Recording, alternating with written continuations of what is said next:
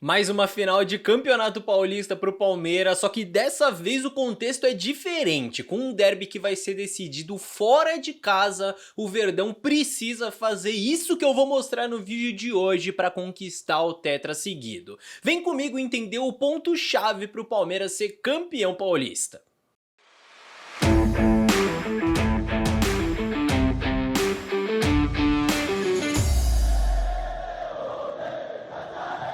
Salve, salve você que acompanha o Análise Verdão aqui no YouTube, meu nome é Leonardo Suzuki, sejam muito bem-vindos a mais um vídeo, porque neste ano o Palmeiras joga a sua sexta final consecutiva de Paulistão, só que é só a segunda vez nesse período que o Palmeiras vai decidir o título fora de casa. A última vez que isso aconteceu foi em 2021, quando a gente perdeu para o São Paulo. Dessa vez o adversário é o Corinthians, que teve a melhor campanha do Paulistão até agora. E como a gente sabe muito bem, é uma eliminatória de 2 jogos, é preciso saber gerir muito bem os 180 minutos.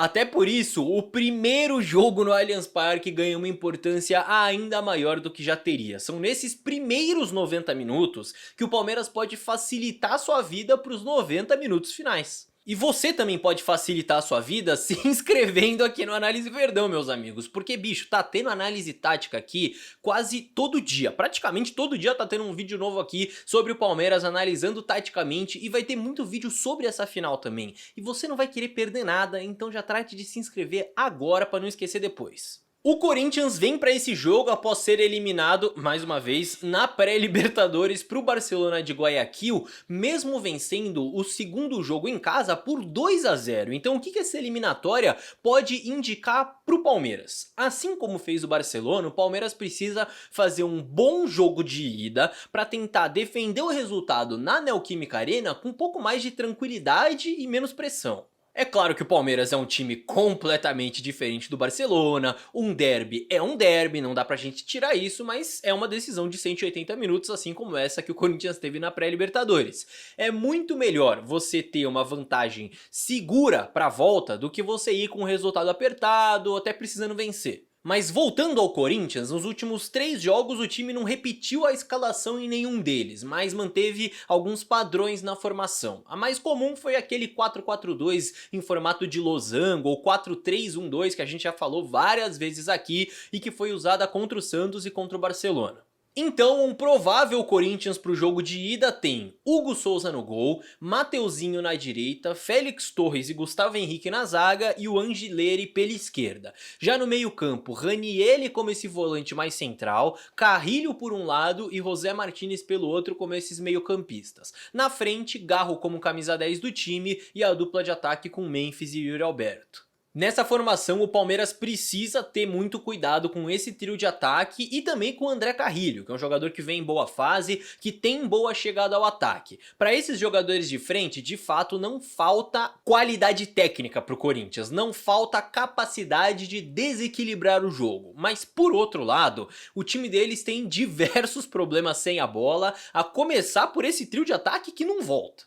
Então vejam bem, é claro que por ser uma final, por ser um derby, por ser um Corinthians pressionado, todo mundo vai correr mais do que costuma correr, né? Isso tá claro. Só que não tem sido raro ver o Corinthians se defender com só 7 jogadores no campo de defesa, com Garro, Memphis e Yuri Alberto só na frente esperando a recuperação da bola. E se isso não tem sido raro, é natural que aconteça algumas vezes na final, é natural que o Corinthians tenha que se defender com 7 jogadores mesmo sendo num contexto de decisão, e o Palmeiras precisa aproveitar. Olha aqui como você tem o trio de ataque ali, que pode até ensaiar uma pressão nos zagueiros e tal, mas quando o adversário consegue quebrar a primeira linha de marcação, como o Zé Ivaldo faz aqui com um passe, o Corinthians fica muito exposto, defendendo com apenas outros 7 jogadores e facilmente deixando espaços na marcação, não tem muito como fugir. Além disso, os volantes do Corinthians sempre estão precisando cobrir um espaço muito grande pelos lados, e os laterais muitas vezes também têm que saltar da linha defensiva para fechar espaço ou para pressionar no meio campo. Com isso, o Corinthians fica muito exposto não só pelos lados do campo, onde o Palmeiras é muito forte, como também com espaços na última linha defensiva. Olha aqui no jogo contra o Santos como os jogadores da linha defensiva do Corinthians ficam espaçados entre si. Sempre existe uma janela para ser atacada e esses espaços são perfeitos para jogadores como Facundo Torres, como Estevão, como Rafael Veiga e principalmente como Vitor Roque, que eu expliquei já no último vídeo que saiu aqui no canal. Na semifinal do Paulista, esses espaços apareceram diversas vezes e o Santos não conseguiu aproveitar. Nesse momento aqui, por exemplo, o Guilherme traz a bola pela esquerda e o Tiquinho Soares já se posiciona entre o Félix Torres e o Mateuzinho, só que o Santos volta a jogada para o campo de defesa, vai circular a bola novamente, só que quando a bola chega do outro lado, quando tem essa inversão do lado da jogada, olha o espaço que surge entre lateral esquerdo e zagueiro e entre a dupla de zagueiros do Corinthians. Um espaço que só surge porque esse lateral tem que sair para dar combate no meio, já que o losango do meio campo do Corinthians ainda não balançou de um lado para o outro. Então vejam só, o Santos não aproveita mais uma vez, mas vejam como dá para você criar esse espaço circulando a bola de um lado para o outro, fazendo esses jogadores terem que desmontar a linha. Já nesse outro lance aqui, o Guilherme recebe a bola e dá uma olhada no espaço que existe entre os 4 jogadores da última linha do Corinthians. Ele percebe, e aí dessa vez, com o decorrer da jogada, o Santos finalmente vai conseguir aproveitar esse espaço, porque alguém se projeta para tirar proveito disso, né? A ultrapassagem de um dos volantes faz o Santos conseguir levar perigo com uma jogada de linha de fundo, com um cruzamento que por pouco não sai gol. Essa marcação do Corinthians não é difícil de manipular, meus amigos. Trabalhar com essas inversões, trabalhar com essas ultrapassagens é importante. O losango de meio campo do Corinthians nem sempre consegue balançar a tempo de um lado para o outro e você atrair esses saltos tanto dos volantes para abrir espaço por dentro quanto dos laterais para abrir espaço na última linha pode ser fatal. Além disso, o que o Santos conseguiu sim aproveitar e o Palmeiras também pode muito bem é a bola aérea do Corinthians, tá? Porque até aqui na temporada, o time do Ramon Dias tem tido muita dificuldade para defender pelo alto. Aliás, é assim que o time sofre o gol na própria semifinal do Paulistão. Ao todo, o Corinthians sofreu 20 gols nessa temporada, tá? Desses 20, 13 tiveram cruzamento envolvido na jogada, seja com bola rolando ou com bola parada. 13 de 20, meus amigos. É claro que aí também tem alguns poucos cruzamentos rasteiros e tal, só que a maioria é pelo alto, sendo que 5 vieram de bolas paradas, inclusive, escanteios, faltas laterais. Então essas jogadas de linha de fundo e esses cruzamentos têm sido um grande problema pro Corinthians. Essa alta média de gols sofridos no jogo aéreo também contribui para uma estatística ruim que o time tem de sofrer em média mais de 1 gol por partida nessa temporada. Em 18 jogos do Corinthians em 2025, só 5 eles saíram com a baliza zero.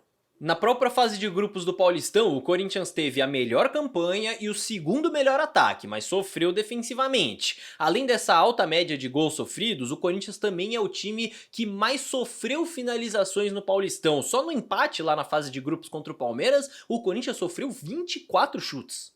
Ah, mas Léo, isso você tá falando com o 4-4-2, e se o Ramon Dias optar por uma linha de 5 na final? Bom, mesmo assim, isso não apaga os problemas coletivos que o Corinthians tem defensivamente. Porque esse problema tem muito mais a ver com comportamentos do que simplesmente com a formação tática que tá no campinho. No próprio jogo no Equador, o Corinthians sofreu pelos lados do campo, o Barcelona conseguiu chegar bastante à linha de fundo, criar jogadas perigosas. Quando o Corinthians joga com 5 atrás, o que sem dúvida melhora é a capacidade de se defender pelo alto, né? Porque você tem 3 zagueiros ali para rebater bola, então aqueles cruzamentos da intermediária, por exemplo, não vão funcionar, vão ser facilmente rebatidos. Só que o time segue sendo passivo sem a bola, e isso deixa muitos espaços.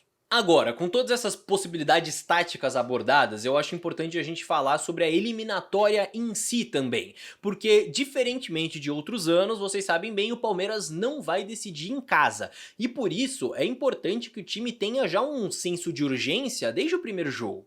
Isso não significa se lançar inteiro pro ataque como se não houvesse amanhã, porque existe amanhã, existe o jogo de volta, mas significa estar ligado. O Abel Ferreira, na trajetória dele no Palmeiras, ele já mostrou que sabe manejar duelos de 180 minutos, como a gente viu em campanhas de Libertadores, em Copa do Brasil, Tricampeonato Paulista, só que na última temporada, por exemplo, o Palmeiras acabou sendo eliminado de 2 mata-matas depois de erros de estratégia do Abel e de execução também no jogo de ida. ou melhor, nos jogos de ida, né? Tanto contra o Flamengo quanto contra o Botafogo. Então, nesse primeiro jogo, o Palmeiras vai ter um Allianz Parque na sua capacidade máxima para tentar abrir uma vantagem contra o rival e precisa aproveitar isso. Mais uma vez, isso não significa dizer que o time tem que se jogar pra frente sem se importar com as consequências. Não, significa dizer que o Palmeiras tem que ser mais incisivo e tá concentrado para aproveitar as chances que tiver.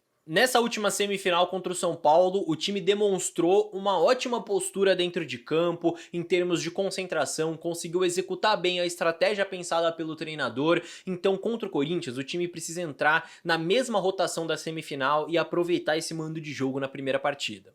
Assim como você precisa aproveitar a oportunidade de deixar o like nesse vídeo, meus amigos. Pô, viu até aqui, não vai deixar o like pra dar uma sorte pro Palmeiras nessa final? Deixa o likezinho aí pra fortalecer e aproveita também pra se inscrever no canal, porque vejam só, vai ter muito conteúdo tático sobre essa final de Paulista. Você não vai querer perder, então inscreva-se. Comenta aqui embaixo a sua opinião e se quiser entender como o Vitor Roque pode ser decisivo e definir essa final de campeonato, é só você clicar aí no vídeo que tá na sua tela para conferir a análise completa. Te encontro lá.